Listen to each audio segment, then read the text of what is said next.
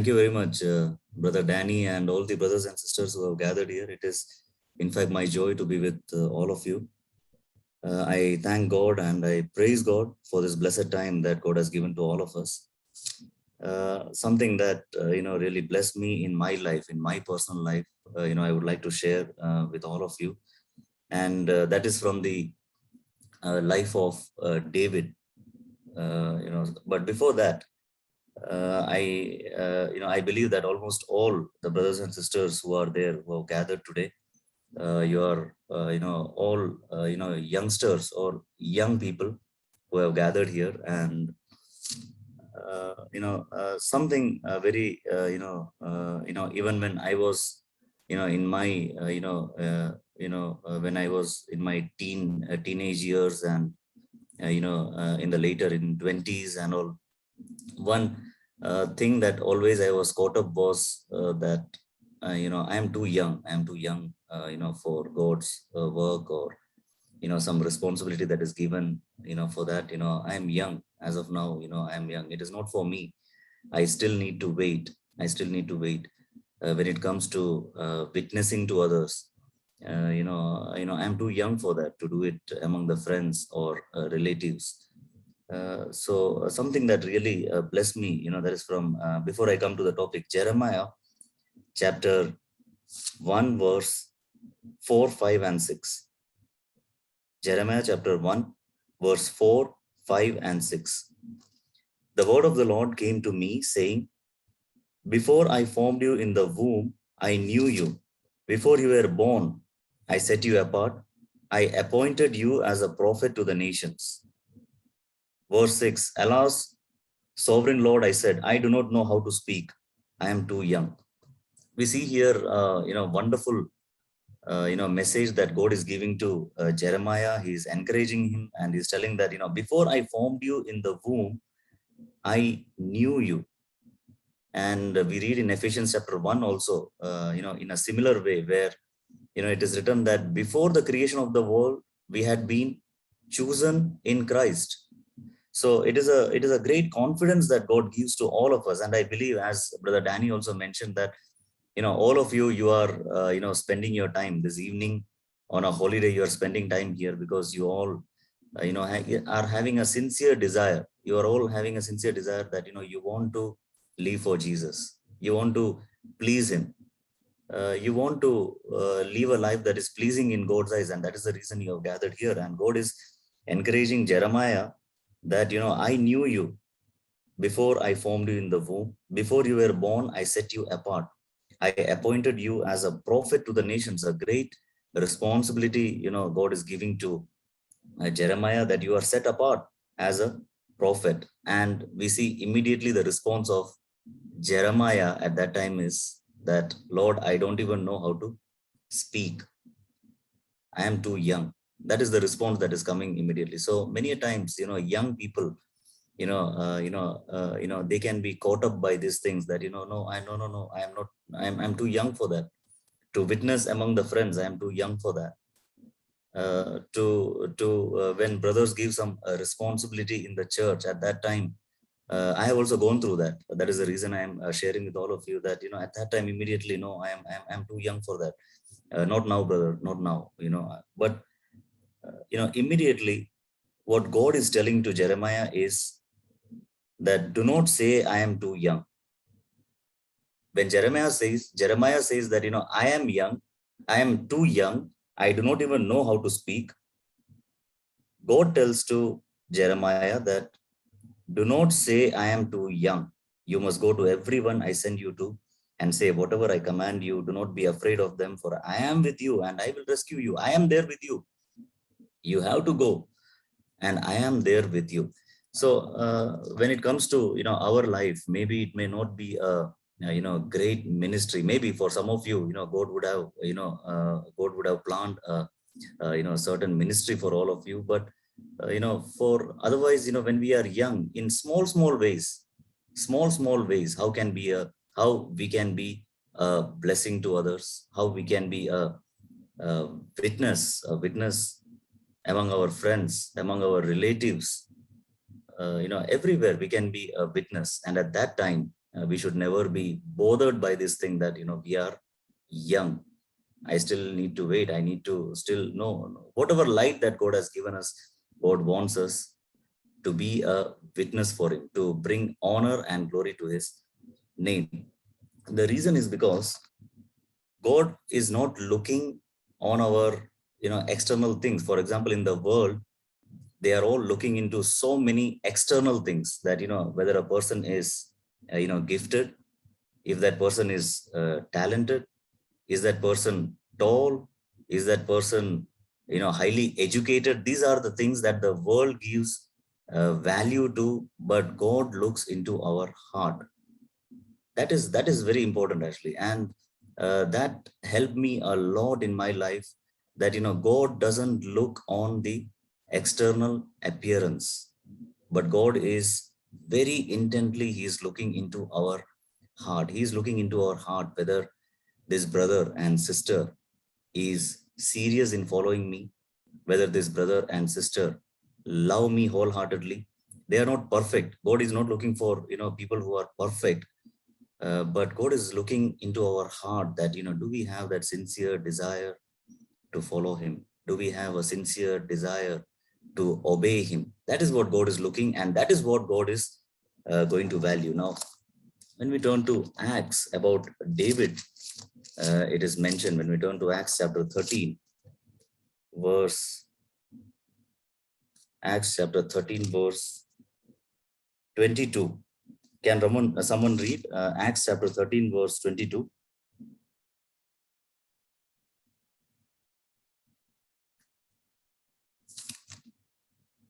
Okay, I will read Acts chapter 13, verse 22, the second part.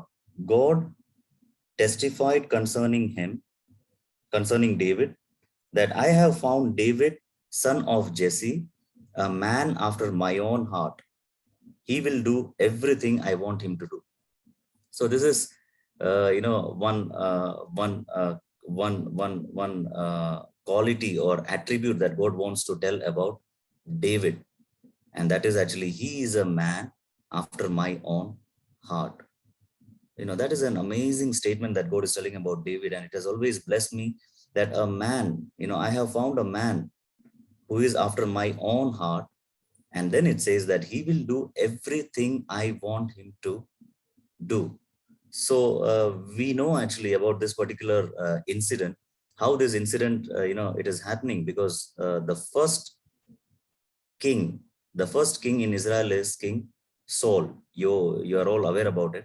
But later on, he started with great humility, but later on we see actually that Saul, he was not obedient. He was not obedient to God. He was rebellious, and God regretted that He made Saul a king. And after that, God is telling to Samuel about David, that I have found David, son of Jesse, a man after my own heart. He will do everything I want him to do. That is how he is, a man after God's heart. That is, he will do the will of God. When God tells to David to do something, he will do that. A man after God's own heart. Now, let us turn to 1 Samuel chapter 17, the same incident. We, in chapter 17, chapter 16, God is telling to Samuel that, you go to Jesse, and I have chosen one of Jesse's son to be the next king. And Samuel is going. And then in verse 6, we read, chapter 16, 1 Samuel chapter 16, verse 6, we read, when they arrived, Samuel saw Eliab and thought, surely the Lord's anointed stands here before the Lord. So Eliab is the eldest son. And when Eliab came over there, Samuel saw him, physically he saw Eliab, and he told, surely the Lord's anointed stands here before the Lord. And a very well-known verse that God told to Samuel, we all know about this, that do not consider his appearance or his height, for I have rejected him. The Lord does not look at the things people look at. People look at the outward appearance, but the Lord looks at the heart. See, what an amazing God our God is. we can understand the heart of our Father in heaven. We can understand the heart of our God. What an amazing God is. He is a righteous God. He is a holy God. And, the see his heart over here. To Jeremiah, he's telling that, he's encouraging that, don't say that you are young. And here we see to Samuel, God is telling that the Lord does not look at things people look at. What people looks at? People look at the external things, about the appearance, how tall that person is, or how smart that person is, how rich that person is, or everything external they will look. But the Lord looks at the heart. And when God looked at the heart of Eliab, God tells that, I have rejected him. I have rejected him. And then we see actually that later on, one by one, all the sons are passed. And then he says, Samuel asks that, are these all the sons you have, in verse 11? There is still the youngest, Jesse answered. He is tending the sheep. Samuel said, send for him. We will not sit down until he arrives. The youngest one, David, he comes over there and he was taking care of the sheep. And verse 12, so he sent for him and had him brought in. He was glowing with health and had a fine appearance and handsome features. Then the Lord said, arise and anoint him. This is the one. Verse 13, so Samuel took the horn of oil and anointed him in the presence of his brothers. And from that day on, the Spirit of the Lord came powerfully upon David. Samuel then went to Ramah. David was, not very well known actually. He was only a shepherd boy taking care, the youngest one, not of great importance in the family, a shepherd boy taking care of the sheep, not very smart compared to all the other brothers. But God looked the heart of David and God chose David. He was a man after God's own heart because God was looking at the heart. This had, always given me so much of, rest in my life, so much of comfort in my life, so much of encouragement in my life, because, there is no need actually to, put up a show before others. Isn't that life an amazing life? Where God doesn't see actually all the external things. The world looks about all the external things, and people are burdened. They do their best actually to improve their appearance and all those things so that they will be accepted. But God looks into our heart. That gives us so much rest in our life, that I need not put up a show before others, even spiritually also, to show other people that I am a spiritual person. There is no need to do all these things. The reason is because God looks into our heart. Even though we are not at all known, it is absolutely fine. We are not known by others, it is absolutely fine. But the most important thing is in our heart. What is the condition of our heart? That is what actually God looks at. And when God saw David, he was a man after God's own heart. He loved God.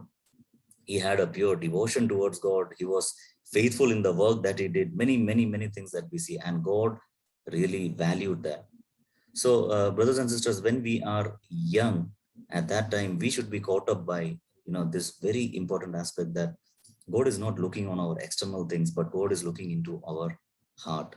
When we have, maybe we are not perfect, maybe we still fail in some of the areas, but God looks into our heart and he sees that, do we have that sincere desire to be overcomers? Do we have a sincere desire to follow him?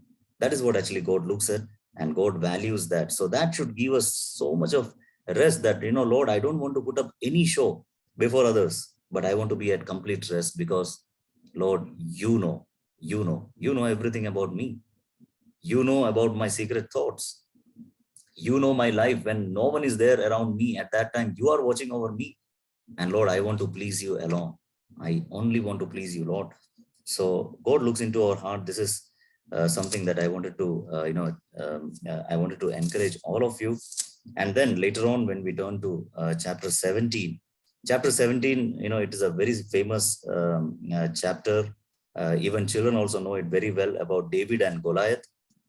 We see here Goliath is coming, and He is actually defying the army of Israel. And in verse 10, we read, "This day I defy the armies of Israel. Give me a man and let us fight each other." On hearing the Philistines' words, Saul and all the Israelites were dismayed and terrified. And this happened for 40 days. In verse 16, it is mentioned that for 40 days, the Philistine came forward every morning and evening and took his stand. We see actually Goliath, about his height and all, it is mentioned that he was 9 feet 9 inches. He was tall and he used to terrify. In verse 11, it is mentioned that whenever he came and he spoke, he challenged the people of Israel, the army of Israel at that time.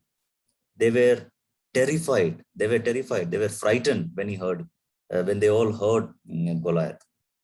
And that is where it happens that David is coming to the camp.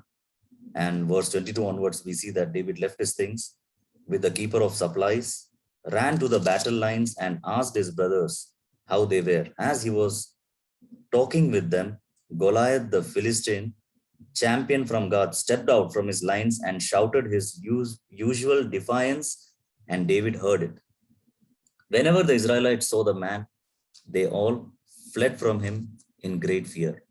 So now, for the first time, David is witnessing right in front of him, Goliath is coming there and defying the army of Israel, and he is seeing it right in front of him. And when he saw that, he was not happy about the situation. He was not happy about the situation because uncircumcised man, that is what he says in verse 28, he is coming and he is defying the army of the living God. How is it possible?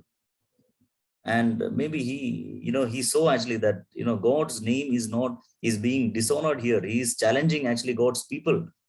How is it possible that no one is doing anything about it? So then in verse 26, he says that who is this uncircumcised Philistine that he should defy the armies of the living God? When we see here, when all the people are getting scared, the armies of the Israel, even the best, best soldier, even they are also all running away from there. At that time, he is asking this question that who is this uncircumcised Philistine that he should defy the armies of the living God? And he repeated that. He went and asked a few other people. And verse 8, his elder brother, when Eliab, David's oldest brother, heard him speaking with the men, he burned with anger at him and asked, "Why have you come down here?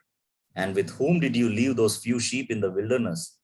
I know how conceited you are and how wicked your heart is. You came down only to watch the battle." I was just meditating on this verse, and I was thinking that, the verse of Eliab is very, very, these are very hard words on David, very hard words. He is calling him that, you are wicked, you are conceited. You came down only to watch the battle. You don't have any serious concern about all this, but you just came to watch the battle, and you are wicked in your heart. You are irresponsible. Where did you leave those few sheep in the wilderness?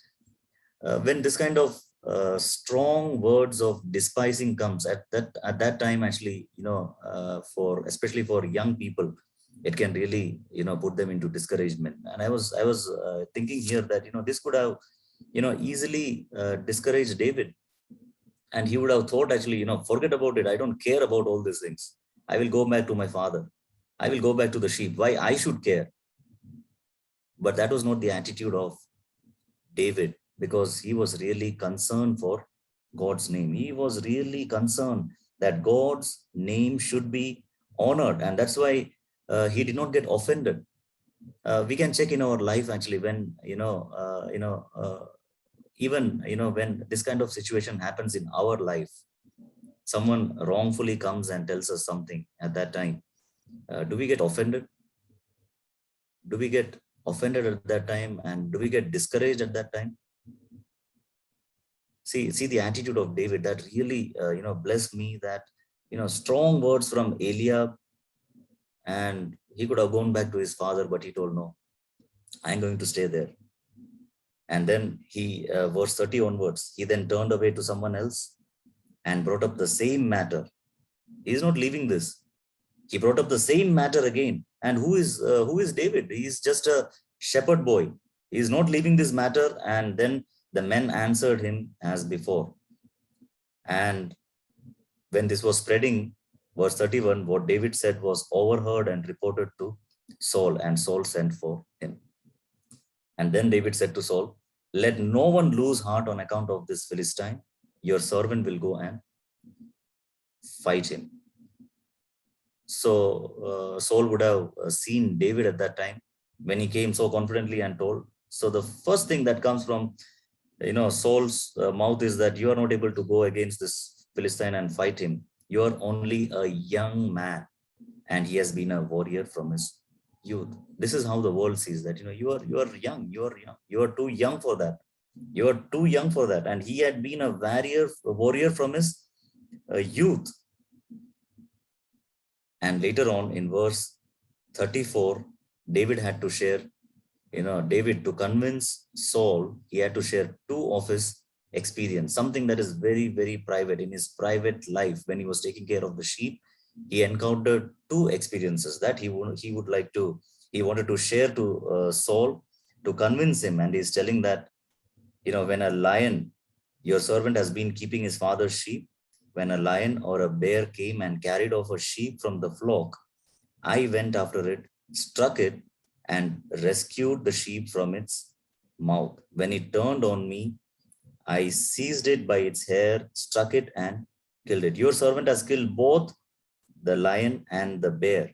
This uncircumcised Philistine will be like one of them, because he has defied the armies of the living God. So David had two experiences when he was taking care of his father's sheep. At that time, he had two experiences that he has encountered. One is, a lion came and attacked one of the sheep. At that time, he did not leave the sheep, but he went after it. That is what he says, that, I went after it and rescued the sheep, and he struck down the lion. The second, an encounter with the bear, whom also he struck down. And then in verse 37, he says, the Lord who rescued me from the paw of the lion and the paw of the bear will rescue me from the hand of this Philistine. This is a very amazing experience, a personal experience that he had in his life with God. He was very faithful. He was having a devotion towards God. We see actually so many Psalms, he has written for the Lord. He loved God. And this is some experience that he has encountered. That is, when this lion came and he killed that lion, he would have seen the hand of God. And definitely he would have believed that this is not possible by me. I cannot kill a lion, but it is only because God helped me to kill this lion. That is what he says in verse 37. The Lord who rescued me from the paw of the lion and the paw of the bear will rescue me from the hand of this Philistine. So the first experience that he had with the lion, it really helped him when a bear came.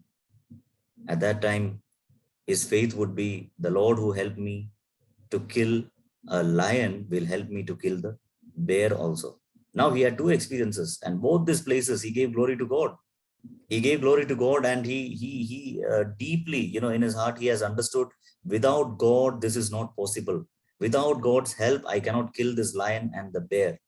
And then when he sees this giant, he puts completely his trust on the Lord, and he says that, the same God will help me and rescue me from this Goliath. So that is a wonderful personal experience that he had with the Lord, with which actually none of the people in the armies of the Israel, they had this kind of experience with the Lord, and that was only David. So in my life also, I have seen some particular sin that we battle. And in my early days, I remember actually that I struggle, and by God's grace, by God's mercy, God delivered from one particular area where I was struggling very badly.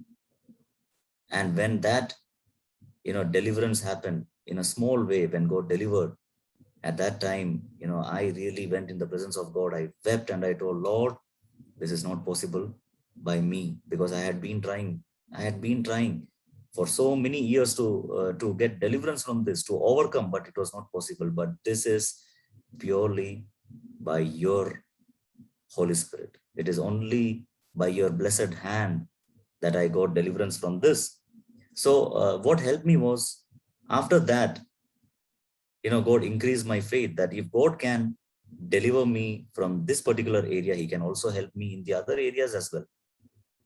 God will also help me in the other battles also, which I am struggling. And step by step, as the battles, more and more battles are there, definitely the faith, God will step by step increase our faith that God will give us the victory. And that is a life that God wants all of us not to be discouraged, when we see this kind of giants, this kind of battles in our life, but we put our 100% trust in the Lord, that the Lord is there with us. Lord is there with us and he will help us. And that is how we see here that David is going and facing Goliath. And when Goliath, now we see here, his family members, they look down on him because he was young. Later on, we see Saul is also looking down on him because he is young. And now Goliath is also despising him. In verse 42, he looked David over and saw that he was little more than a boy. See how everyone sees David in a very different way, that he's too small, he's too young, he's too young. And here Goliath is also telling, he looked David over and saw that he was little bit more than a boy, glowing with health and handsome, and he despised him. He said to David, am I a dog that you come at me with sticks? And the Philistine cursed David by his gods. Come here, he said, and I'll give your flesh to the birds and the wild animals. See how he's despising and putting that fear into the heart of David, trying to put the fear into the heart of David, and he's despising him. I'll give your flesh to the birds and the wild animals. David is not disturbed by all this. The reason is because he trusted in the Lord. He trusted in the Lord. He fully trusted in the Lord. And in verse 45, he's telling, you come against me with sword and spear and javelin, but I come against you in the name of the Lord Almighty, the God of the armies of Israel, whom you have defied. This day the Lord will deliver you into my hands. He is telling, you are coming with sword and spear and javelin, but I am coming you in the name of the Almighty God. So in our life also, this is what encouraged me so much from David's life. When we see this kind of giant, let it be any giant or any struggle that you are having now, brothers and sisters, when you are young, maybe I don't know what kind of struggle it would be. Maybe it is lust or anger or anxiety, or maybe it is unforgiving spirit and bitterness and very strong self life, whatever may be the struggle. And maybe we are often hearing this voice that you will not be able to make it, you are going to be a failure, you will not be able to overcome anger, you will not be able to forgive that person. This is going to always remain. When we hear this voice, at that time God wants us to move forward in faith, that my Almighty God will deliver me. My God is going to deliver me. We need to have that faith at that time, because God is on our side. So we should never be discouraged. And then in verse 47, when he is moving forward in faith, 47 is an amazing verse. All those gathered here will know that it is not by sword or spear that the Lord saves, for the battle is the Lord's, and he will give all of you into our hands. The battle is of the Lord's. We have heard this verse, many times through many messages, through Brother Zach's messages, that battle is of the Lord. What God wants us is to take one step forward in faith, not to give up. When we face this kind of giants in our life, maybe some difficult circumstance, maybe some sin that we are battling, at that time God wants us to have faith at that time, not to give up to that voice. But God is on our side. We know about the incident where Jesus Christ is telling to Peter that Satan has asked permission to sift you like a wheat, Peter. That is what, but I'm praying for you that you will not lose your faith.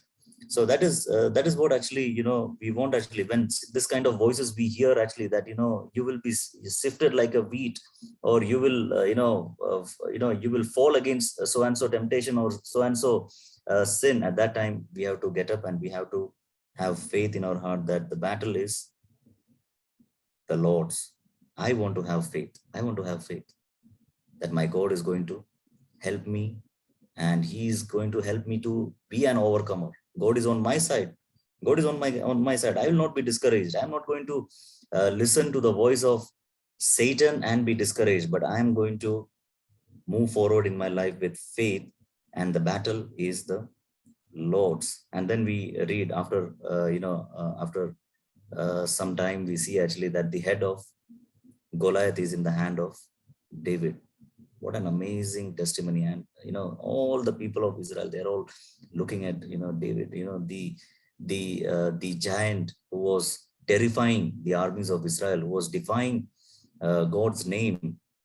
David is holding the head of that giant in his hand. That is an amazing thing that we see actually. And this is what actually practically in our life we need to move forward, and we will see actually deliverance that is coming from the Lord. Battle is the Lord's, and God will help us to be overcomers. In chapter 18 onwards also, we read so many things, in the life. You should all meditate about this, that in chapter 18 verse 14, we read actually that it is written that in everything he did, he had great success because the Lord was with him. In everything. We see here actually in chapter 18, in the beginning itself, that when they were shouting that Saul has slain his thousands and David his tens of thousands, at that time we see there that Saul is having, he's full of jealousy towards David. He's full of jealousy towards David, and at that time, he wanted to finish David. He wanted to finish David, and he was giving him all difficult assignments to go and fight the Philistines. But in all this, God was there with him, and he had great success. He had great success. Saul's plan was actually, he wanted to finish David, but the Lord was there with David, and because of that, nothing happened to David. He got great success. He got great success. And that is something that has really blessed me, and so many other attitudes of David that has really blessed me. And later on we see actually that where he also, after he fell into adultery and he killed Uriah. After that actually we see that when prophet Nathan is coming to him and he's telling that you have sinned against God, where he's immediately accepting it, he's confessing his sin, he's not justifying, he's confessing, and he's telling that yes, I have sinned against the Lord. So all these things actually really bless me. One thing that all of us we need to remember always is that God is on our side. If God is for us, who can be against us in all our struggles? God has promised us that he will never leave us, he will never forsake us. He is always going to be there with us, and the battle is for the Lord. So just to sum up the whole thing, I would like to just conclude by telling that what I shared today is that do not say that I am young. We should not be caught up by that particular attitude that I am too young now. No, God says that do not say that I am young. And the next thing is, God looks into our heart. He doesn't see our external appearance, but he looks intently into our heart, and he sees that we are having a desire to follow God. And that small desire, that sincere desire, God really values, and he encourages us, he strengthens us. And then something that is very encouraging from David's life is that he had a personal relationship with the Lord. He had his personal experience with the Lord, and that really helped him to move forward in his faith. And when he had that faith, he told actually that battle is the Lord. So may God help all of us with this word. May his name be glorified.